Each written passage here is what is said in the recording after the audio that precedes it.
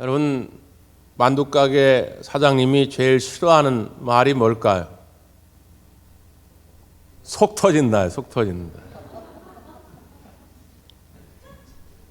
만두는 속이 터져도 괜찮은데 여러분, 사람이 속 터지면 죽습니다. 바라기는 여러분 속 안 터지시길 바랍니다. 예. 만두가 왜 이렇게 속이 터질까요? 네, 반죽을 제대로 안 했거나 아니면 빚을 때에 정확하게 같은 두께의 피로 잘 이렇게 감싸야 되는데 귀찮아가지고 딴 생각하다가 막 대충 싸면은 나중에 이게 찢어져가지고 그냥 터져버리죠. 뭔가 기초 작업이 부실한 겁니다. 우리의 신앙생활은 어떨까요? 우리의 신앙생활이 이렇게 요동치면서 왜 이렇게 하나님 앞에 기쁨이 되지 못하고 제멋대로일까요? 이 기초가 부실해서 그래요. 우리의 시험이 찾아오는 이유도 하나님의 마음과 내 마음이 따로 놀아서 그래요. 지난주 어떤 글을 보니까 유치원 다니는 손녀딸이 할머니를 찾아왔어요. 그래서 할머니한테 무슨 이야기를 하냐면, 할머니, 오늘 우리 유치원에 친구가 있는데 그 친구 할머니가 하늘나라 가셨대. 그러면서 뭐라고 물어보냐면, 할머니는 언제 하늘나라가? 그랬다는 거예요. 여러분, 하늘나라 갈 때를 아십니까? 알 수가 없죠. 나 자신도 모릅니다. 근데 이제 그냥 얼추 생각을 해봐야 또 자기가 지금 대충 몇 살이니까 그때쯤이면 가지 않을까? 그래서 아이한테 뭐라고 그랬냐면, 우리 이 이쁜 손녀딸이 중학교 들어갈 때쯤 아마 하늘나라 갈걸? 그런 거예요. 그냥 별 생각 없이 대답을 한 겁니다. 그랬더니 이 손녀가 침울한 표정을 지으면서 할머니 목을 이렇게 감싸더니만 속삭이더래요. 할머니, 그럼 내가 천천히 잘할게. 그랬다는 거예요. 그게 자기 마음대로 되어집니까?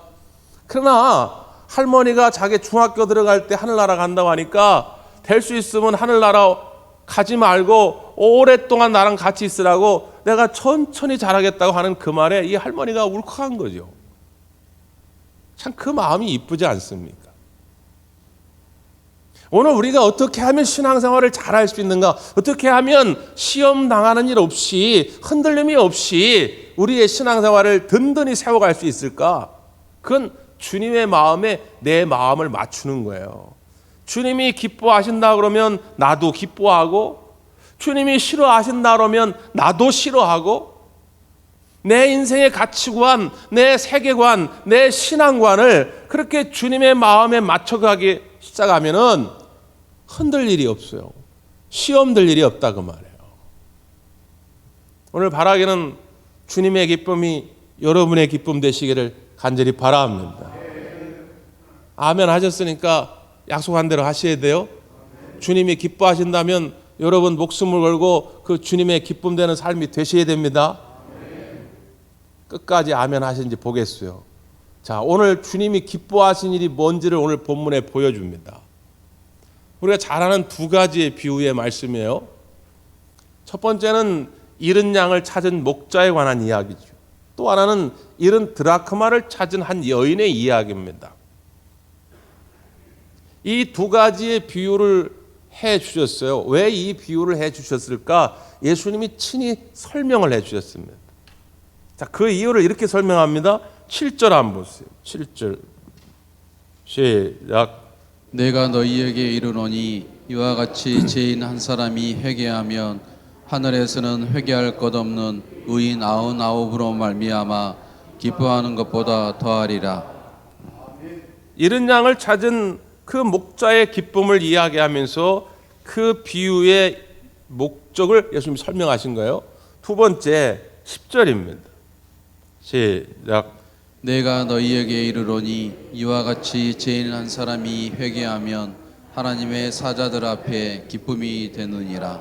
아멘. 이런 드라크마를 찾은 여인에 대한 비유를 하신 다음에 이 비유 말씀의 의도, 목적을 설명하신 거예요. 두 가지가 같은 결론이죠. 예수님이 가장 기뻐하시는, 우리 하나님이 가장 기뻐하신 때가 이런 때다, 이걸 설명하기 위함이라는 거예요. 어떤 때 가장 기뻐하신다고요? 예, 죄인 한 사람이 회개하고 돌아올 때 우리 주님은 기뻐하신다는 것입니다. 저와 여러분이 죄를 회개하고 주님께로 돌아왔을 때 천국에선 잔치가 열렸어요. 우리 주님이 너무 기뻐하셨다고 말해요. 같은 마음으로 여러분을 통하여 여러분의 가족과 여러분의 이웃이 죄를 회개하고 돌아올 때 우리 주님이 가장 기뻐할 줄 믿습니다. 그러면 그 기뻐할 일을 해야지요. 지난주에 기독교 언론에 많은 기사가 나왔는데 장로교 총회에 관한 기사입니다. 장로교회는 9월 달에 총회를 합니다. 우리 감리교회는 주로 봄에 연회를 하는데 장로교회는 9월에 일제히 총회를 하는데 장로교회 교단이 100개가 넘어요. 근데 그중에 거의 99%를 차지하는 건 한 6교단 정도 됩니다. 이 6교단이 통계를 냈어요. 코로나 이전과 지금, 그러니까 3년 전과 지금을 통계를 내보았는데 교인 수가 55만 명이 줄었다는 거예요. 옛날에는 이 6개 교단을 합쳐가지고 한국 장로교회가 700만 명이 넘었습니다. 그런데 이제는 680만 정도밖에 안 된다는 거예요. 그래서 비율로 따지면 7.4%가 준 겁니다. 3년 만에. 아마 우리 감리교회도 크게 다르지 않을 거예요. 우리는 물론 봄에 연회 때 통계를 내지만 내보면 아마 얼추 비슷할 겁니다. 우리 대광교회도 거의 비슷합니다. 참 안타까운 마음이 있어요. 극심하게 코로나가 확산될 때는 우리가 어쩔 수 없이 온라인 예배를 드렸지만 지금은 이제 야외에서 마스크도 완전히 벗게 되고 일상의 많은 부분이 회복이 되었는데 유독 신앙생활만 회복되지 못하는 영혼들이 있다는 거죠. 그 기사를 보면서 참 마음이 우울했어요. 그런데 한편 하나님께서 오늘 본문의 말씀을 떠올리게 하셨습니다. 비록 여러 가지 상황은 어렵습니다. 대부분 다 비관적인 평가들을 하고 있습니다. 그럼에도 불구하고 오늘 본문의 말씀을 하나님이 제게 주시는데 하나님은 여전히 그 잃어버린 자들을 놓지 아니하시고 잊지 아니하시고 찾고 계시다는 것입니다. 왜? 그들이 돌아오는 게 주님의 최고의 기쁨이니까. 뭐 여러 가지 기뻐할 일이 우리 주님이 계시지만 주님이 그 기쁨 가운데 최고의 기쁨은 한 영혼이 죄를 회개하고 돌아오는 것이 최고의 기쁨이기 때문에 이 일을 우리 주님은 멈출 수가 없는 것이고 우리 대광교회는 멈출 수가 없는 것이고 우리에게 주어진 이 사명을 우리 모두는 멈출 수가 없는 것입니다. 우리가 그래서 이번 수요일부터 또 생명사랑 전도팀 사역을 하는 거죠. 여러분 많이 동참해 주시길 바라고 혹 오지 못하더라도 있는 자리에서 기도해 주시기를 부탁을 드립니다. 다음 주일날 우리가 그래서 또 이 초청 찬양 집회를 하는 거예요. 우리가 이전 같으면 생명사랑 축제를 오랫동안 준비하겠지만 이번에는 코로나 여파로 그렇게 하지 못할지라도 여러분 관심을 갖고 우리 믿음의 형제들 가운데 혹시 낙심환이가 있거든 한 번 더 연락하시고 여러분 가족이나 여러분 이웃들에게 초청하셔서 함께 나와 은혜 받는 시간 되기를 간절히 부탁을 드립니다. 그게 주님의 마음에 내 마음을 맞춰가는 일이란 말이에요. 그게 주님의 최고의 기쁨이니까 말이죠. 자, 오늘 본문의 말씀을 우리가 조금 더 구체적으로 살펴보면서 그 주님의 마음을 알아가기를 원합니다. 자, 첫 번째 비유의 말씀인데요. 4절 보겠습니다. 4절 시작. 너희 중에 어떤 사람이 양 100마리가 있는데 그 중에 하나를 잃으면 99마리를 들에 두고 그 잃은 것을 찾아내기까지 찾아다니지 아니하겠느냐. 자, 여기 양 100마리가 있습니다. 그런데 그 중에 하나를 잃었어요. 근데 그 다음 말씀이 99마리를 들에 두고 이렇게 되어 있습니다. 그냥 들판에 99마리를 방치했다는 거예요. 그러니까 이 말씀을 우리가 경제적인 관점으로 보면 이 전제 자체가 이해가 안 됩니다. 우리는 이미 이 자본주의 틀에 딱 쪄들어 있기 때문에 아니 차라리 한 마리를 포기하고 말지 이 99마리를 그냥 들에 두었다가 그 99마리가 맹수의 공격을 받아가지고 죽으면 어떡할 거고 도적놈이 와가지고 그거 훔쳐가면 어떡할 겁니까? 어? 그러니까 우리가 자본주의적 사고를 가지고 경제적인 관점에서 보면 이 전제 자체가 잘 이해가 안 돼요. 근데 예수님은 왜 이 비유의 말씀을 해 주셨을까요? 어떤 엄마가 아이를 데리고 이제 시장에 장을 보러 갑니다. 그래서 이제 뭐 반찬거리를 사느냐고 이제 뭐 계란도 한 판 사고 뭐 요즘 가을이니까 포도가 맛있으니까 포도도 좀 사고 그리고 또 오랜만에 가을에 좀 기분 전환도 할 겸 옷도 하나 사고 100원이라도 그냥 깎으려고 그냥 추인하고 옥신각신하면서 흥정하다가 막 정신없이 물건을 사다 보니까 뒤를 돌아다봤는데 애가 없어진 거예요. 애가. 이 아들이 어린 아들이 없어진 겁니다. 그때부터 이 엄마는 이제 정신을 잃어요. 아들의 이름을 막 소리소리 지르면서 막 그 시장 바닥을 막 다 찾으러 다니는 거죠. 1시간을 그렇게 헤맸는데 이 아이가 그 시장 바닥에 장난감 가게에 들어가서 장난감을 구경하고 있는 거예요. 아휴, 걔를 보면 그냥 다리에 힘이 쫙 빠지면서 털썩 주저앉는 거죠. 이놈아 너 어디 갔다 왔냐? 엄마가 얼마나 너를 찾았는 줄 알아? 그 아들을 찾고 난 다음에 생각해 보니까 시장 봤던 것들 장바구니가 손에 없는 거죠.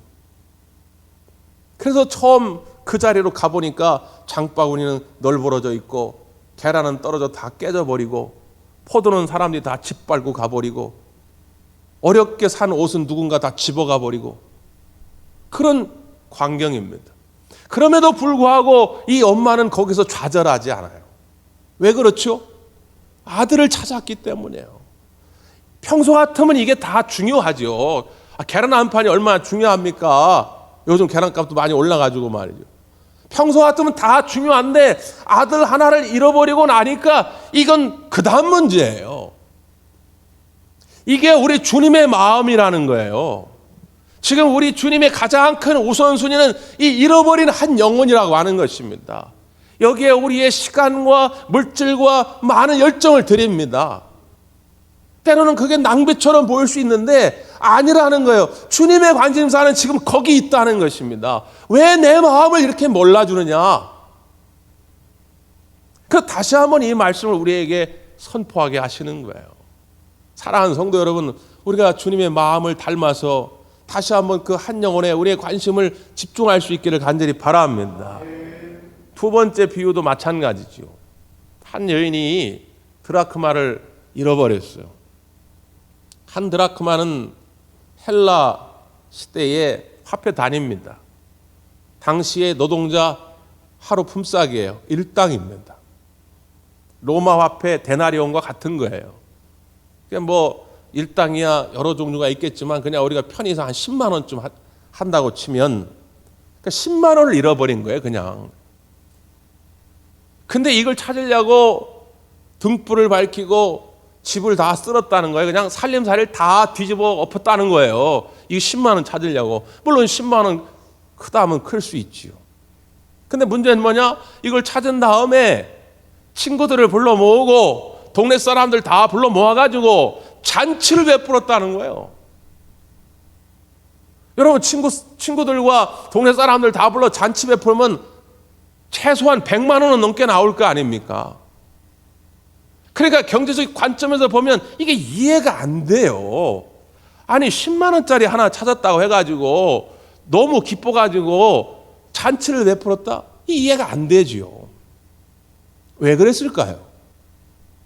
당시 유대인들은 결혼 풍습 가운데 이런 게 있어요. 신랑 측에서 드라크마 10개를 연결해가지고 장신구를 만듭니다. 그리고 사랑의 증표로 이걸 신부에게 보내요. 내가 당신을 영원히 사랑할 것이다. 당신이 내 마음을 받아준다면 결혼식 할 때 그걸 장신구를 착용하고 나오라는 거예요. 그래서 결혼하러 갈 때 그 드라크마로 만들어진 목걸이를 차고 나갑니다. 그런데 그 중에 하나를 잃어버린 거예요. 이건 보통 그냥 10만 원짜리가 아닙니다. 사랑하는 사람들이 준 거예요. 만약에 이걸 잃어버렸다는 것이 확인이 되면 심한 경우엔 파혼을 당합니다. 내 마음을 무시해? 내 사랑의 증표를 무시해? 이걸 그렇게 하찮게 여겨? 파혼을 당하는 일들이 생겨요. 그러니까 이 여인은 다른 걸 다 주고도 이걸 찾아야 됩니다. 거기에 100만 원이 들어가든 1000만 원이 들어가든 1억이 들어가든 간에 이 드라크마를 찾아야 돼요. 그러니까 그걸 찾고 나서 너무 기쁜 거죠. 우리말의 용법에는 없지만 헬라어나 영어에는 바로 이 정관사 용법이 있습니다. 70 드라크마 이렇게 되어 있는데 영어 성경에도 보면 더가 들어가요. 더. 바로 그 100원짜리가 여러 개 있어요. 근데 그 중에 하나가 사랑하는 연인이 와가지고 자기야 이거 내가 어렵게 구했는데 1988년도 서울올림픽 열렸을 때 만든 100원짜리야. 이거 되게 귀한 거다. 그러니까 내가 자기 생각해서 이거 어렵게 구해온 거야. 그러면 그거를 간직하게 돼 있잖아요. 100원짜리가 수십 개 있어도 다른 거하고 이 가치는 다른 거예요. 마찬가지로 하나님이 보실 때 여러분 한 사람 한 사람 한 사람은 이 세상에 단 한 사람밖에 없는 것처럼 여겨지는 세상의 가장 존귀한 존재인 줄 믿어야 합니다. 아니 여기 한 1000명 모여 있잖아요. 근데 뭐 이렇게 한 명 잃어버린 그 인간은 원래부터 신앙생활이 현찮아요. 그 인간은 코로나 아니었어도 교회 안 나왔을 거예요. 우리는 그렇게 생각할 수 있잖아요. 우리 주님은 그렇게 생각하지 않는다는 거예요. 그 영혼은 이 세상에 단 한 사람밖에 없는 영혼이기 때문에 천하보다 귀하게 여기시는 한 영혼이기 때문에 주님은 여전히 그를 부르고 찾고 계시다는 것입니다. 오늘 본문 4절에 보면 이런 것을 찾아내기까지 찾아다니지 아니하겠냐. 찾아내기까지 찾아다니지 아니하겠냐. 이 목자의 진념을 보여주죠. 이게 우리 예수님의 진념입니다. 찾을 때까지 찾는 거예요. 이 예수님의 마음이 우리의 마음 되기를 바랍니다. 찾을 때까지 찾아 나서는 거예요. 그러니까 찾게 되죠. 그런데 우리들은 쉽게 우리의 마음에 벽을 칩니다. 마음의 기준을 정해놓고 내 기준에 따라가지고 끝까지 찾을 사람 아니면 이제는 포기할 사람을 우리 스스로 정해요. 여러분 왜 누가복음 15장의 비유의 말씀을 예수님이 하게 됐습니까? 첫 번째는 잃은 양을 찾는 목자, 두 번째는 잃은 드라크마를 찾는 여인, 세 번째는 잃어버린 아들을 기다리는 아버지, 이 탕자의 비유를 예수님이 왜 하시게 됐습니까? 자, 1절 2절을 한번 보세요. 1절 2절 시작. 모든 세리와 지인들이 말씀을 들으러 가까이 나오니 바리새인과 서기관들이 수군거려 이르되 이 사람이 주인을 영접하고 음식을 같이 먹는다 하더라. 여기 보니까 세리와 죄인들이 예수님께 나온 거예요.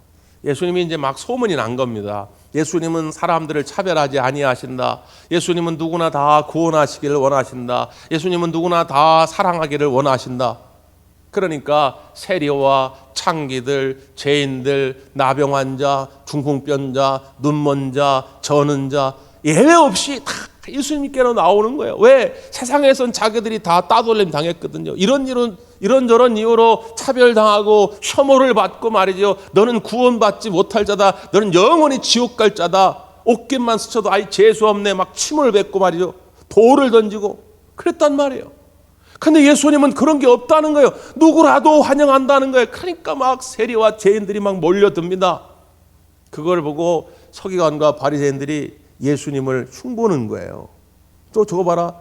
저 예수라는 작자가 저거 죄인들을 영접하고 저들하고 어울려가지고 밥을 먹네. 먹고 떠드네. 율법에 의하면 그들과 옷깃만 스쳐도 성전에 가가지고 번제를 드려야 돼요. 자기의 죄를 회개해야 됩니다. 그런데 같이 밥상에 앉아가지고 밥을 먹고 교제를 나눠? 그들의 생각으로는 이해가 안 되는 거예요. 여러분, 바리새인들은요 성경 박사입니다. 서기관들은 성경 박사예요. 우리보다 더 신앙생활을 잘한다고 주장했던 사람들이란 말이죠. 그런데 자기들 기준에 맞춰가지고 예수님마저 비판을 하는 거예요. 그리고 자기들 기준에 딱 구원받을 자와 그렇지 않을 자를 정해버리는 거죠. 이게 우리의 마음이에요. 내 기준에 저 사람은 몇 번 권면했는데 안 돼. 저 사람은 교회 못 나올 사람이에요. 저 사람은 얘기해도 안 될 거야. 사랑하는 성도 여러분, 우리 주님은 그런 차별이 없다 그 말이에요. 찾을 때까지 찾으시는 우리 예수님인 줄 믿습니다. 예수님이 포기하지 아니했는데 왜 우리가 스스로 포기합니까? 우리가 잘 아는 최수종 장로님 계시잖아요. 지금 장로님 되셨는데, 원래 이 최수종 장로님 아버지가 청와대 고위 관료였어요. 나중에 파라과이 가가지고 이민 가서 사업을 크게 했는데 사업이 이제 안 돼가지고 망하게 됐죠. 원래는 참 아버지도 성품이 좋으시고 또 신앙생활을 잘하던 가정이었는데 사업이 완전히 망하게 되니까 그냥 수렁으로 빠져 들어가는 거예요. 그래서 그 충격에 아버지가 60세에 돌아가셨다고 그래요. 그리고 이제 남은 게 없는 거예요. 아버지가 잘 나갈 때는 막 연락 오는 사람도 많고 도와준 사람도 많았는데 아버지가 사업 망해가지고 60세에 돌아가시니까 다 자기들을 외면하더래요.